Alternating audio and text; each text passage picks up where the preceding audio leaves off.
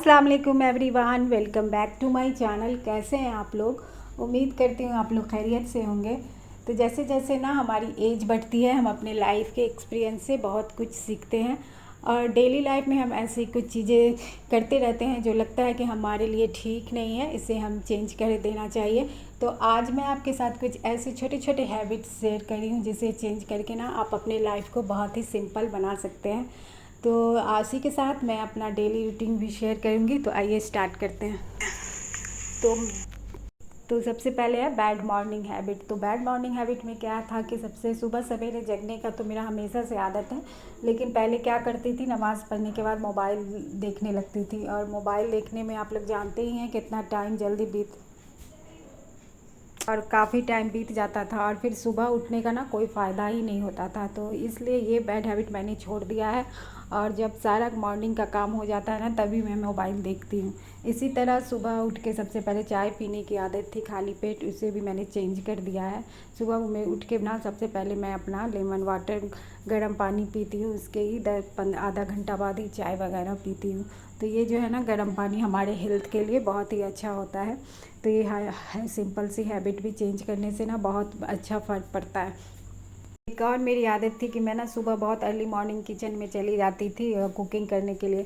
और जब आप एक बार किचन में चले जाते हो तो आपको काफ़ी टाइम लग जाता है, लेकिन अब कितना भी जल्दी कुकिंग कर लूँ लेकिन खाना तो सबको वक्त ही पे रहता है। तो इसलिए मैं ना सुबह का जो अपना टाइम रहता है वो पहले मैं ये वॉकिंग और गर्म पानी और एक्सरसाइज करने के बाद ही आराम से ही मैं जाती हूँ किचन में।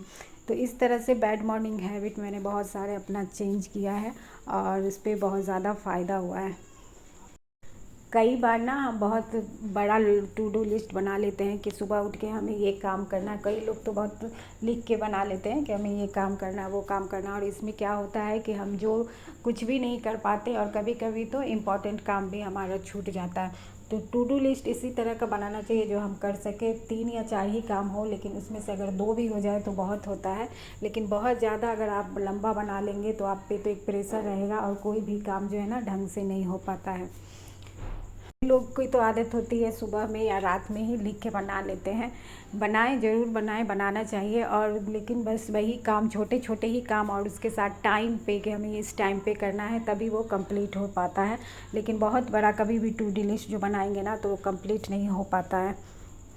अगला है सेल्फ केयर करना, और ये वो हैबिट है जो मैंने काफ़ी धक्के खाने के बाद सीखा है।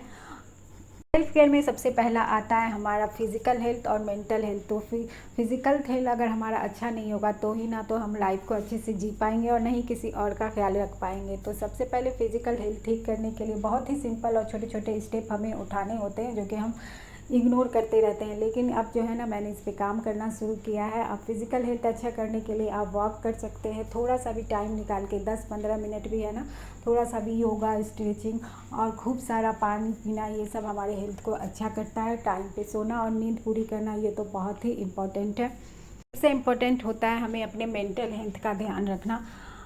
तो इसके लिए क्या कर सकते हैं ना कि जो भी बात हमें स्ट्रेस देती है उससे बचना चाहिए, और छोटी छोटी बातें पे जिस पे गुस्सा आता है ना और हमें पसंद नहीं होती है उसे भी इग्नोर करना सीखना चाहिए। तो ये सब मैंने ट्राई किया है और इससे बहुत ही फ़ायदा होता है। तो सबसे इम्पोर्टेंट है मेंटल हेल्थ का ध्यान रखना, उसे अपने आप को खुश रखने का कोशिश करना, जो भी काम आपको अच्छा लगता है वो करना। और इसी में सेल्फ केयर में आता है अपने बालों की, अपने स्किन की, ये सब का भी देखभाल करना बहुत इम्पोर्टेंट होता है। ये बात है जिस चीज़ की हम लोग केयर करते हैं तो वो तो इम्प्रूव होना शुरू कर ही देता है। तो इसी तरह लाइफ को सिंपल बनाने के लिए सेल्फ केयर करना बहुत ज़रूरी है, जो मैंने अब शुरू कर दिया है। एक टाइम ऐसा था ना, मेरे बहुत सारे गोल हुआ करते थे कि बच्चे लोग को भी देखना है, घर का भी काम करना है, पार्लर को भी देखना है और कपड़े का भी बिज़नेस करना है और वीडियोस भी बनाना है। तो मल्टीटास्किंग की वजह से तो आप कर लेते हैं, लेकिन ये हो इसमें है ना कंटिन्यूटी नहीं हो पाता है। और कोई भी काम जो है आपका फोकस मांगता है, कंटिन्यूटी मांगता है। तो और इसके ज़्यादा मल्टीटास्किंग करने की वजह से ना आपका तो एक एनर्जी लेवल भी डाउन हो जाता है और बहुत ज़्यादा स्ट्रेस होता है, जिससे आपका मेंटल हेल्थ जो है ना ख़राब होता है और आप चिड़चिड़े हो जाते हैं। तो इसलिए मैंने अब ना ये आदत अपनी बदल ली है और कोशिश कर रही हूँ ना कि एक बार में एक ही काम पे ध्यान देने का, उसे अच्छे से करने का, फोकस होके करने का, और उसके बाद जो है ना एक काम हो जाएगा तब भी दूसरी चीज़ पे ध्यान देने का। तो कोशिश करना है एक ही बार में बहुत सारे गोल ना बनाएं, एक एक करके गोल बनाएं और उसी पे काम करें। और अगर वो हो जाए तो फिर उस पे दूसरे पे काम करना चाहिए। तो ये बहुत इम्पोर्टेंट है लाइफ को सिंपल बनाने के लिए। कभी भी अपना एक साथ बहुत सारा गोल नहीं बनाएं, क्योंकि आप कर तो लेंगे लेकिन कोई भी काम आप अच्छे से नहीं कर पाएंगे। तो ये मेरी लाइफ का है ना बहुत बड़ा एक्सपीरियंस है। अगला है निगेटिव सेल्फ टॉक। तो कई बार होता है ना, हम खुद ही के बारे में जो है ना निगेटिव बोलते रहते हैं। मुझसे ही नहीं हो पाएगा, मैं नहीं कर पाऊँगी, मेरे साथ ही कैसा क्यों होता है, मेरे पास ये नहीं है।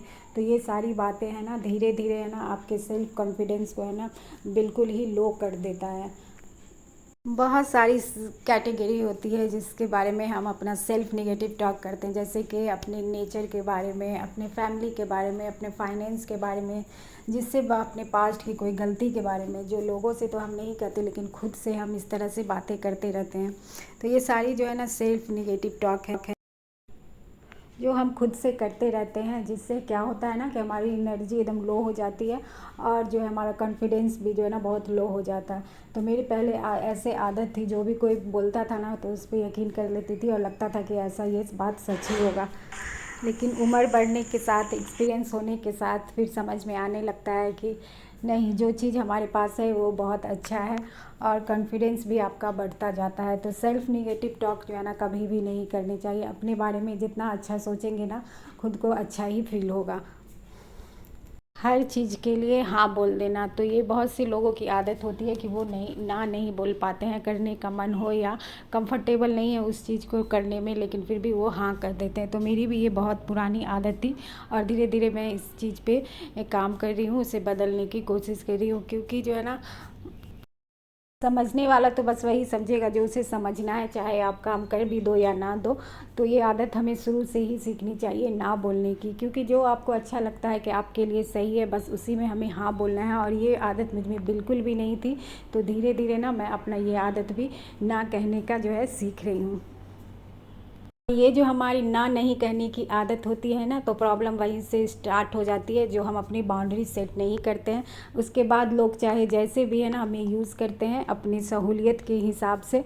और जितना आप करेंगे ना उतना ही वो काम कराते जाएंगे आपसे और कभी सेटिस्फाइड नहीं होंगे। तो इसलिए धीरे धीरे ना अब मैं अपनी इस आदत को भी चेंज कर रही हूँ। और सबसे इम्पोर्टेंट और सबसे अच्छी आदत जो मुझे मैंने अपनी सीखी है वो ये कि कुरान शरीफ को है ना तर्जुमे के साथ पढ़ना। तो देखिए कुरान शरीफ सब हम लोग सभी लोग पढ़ते हैं और कुरान शरीफ पढ़ने का सवाब भी, और बहुत सारे लोग तर्जुमों के साथ भी पढ़ते हैं माशाल्लाह से। लेकिन उसके तर्जुमा भी पढ़ने से ना कभी कभी आप जो है ना समझ नहीं पाते, लेकिन आप वर्ड टू वर्ड ट्रांसलेट पढ़ेंगे, तफसीर पढ़ेंगे ना तो उसमें पूरी गहराई से समझ भी आ जाती है। क्योंकि कुरान शरीफ पढ़ने का तो सवाब है ही, लेकिन उसमें है ना पूरी ज़िंदगी गुजारने का तरीका है, उस पर अमल करने के लिए है ना। तो वो जब हम अच्छे से जानेंगे नहीं, समझेंगे नहीं, क्योंकि ज़ाहिर सी बात है अरबी हमारा लैंग्वेज नहीं है, तो बचपन से तो पढ़ते ही रहते हैं, लेकिन मुझे तो नहीं पता था इतनी सारी बातें जो तफसीर में समझ में आई है। तो आधा पेज ही मैं पढ़ती हूँ, लेकिन उसको तर्जुमे के साथ 2 लाइन भी पढ़ें तर्जुमे के साथ, तभी तर्जुमे के साथ। तो पहले मेरा होता था कि मैं जल्दी जल्दी ख़त्म कर लूँ इस तरह, लेकिन मैंने रमज़ान में भी है ना पूरा तर्जुमे के साथ ही पढ़ा है। और आगे भी इंशाल्लाह जब भी मैं पढ़ूँगी, चाहे मैं 2 लाइन भी पढूँ तर्जुमे और तफसीर के साथ ही पढ़ूँगी।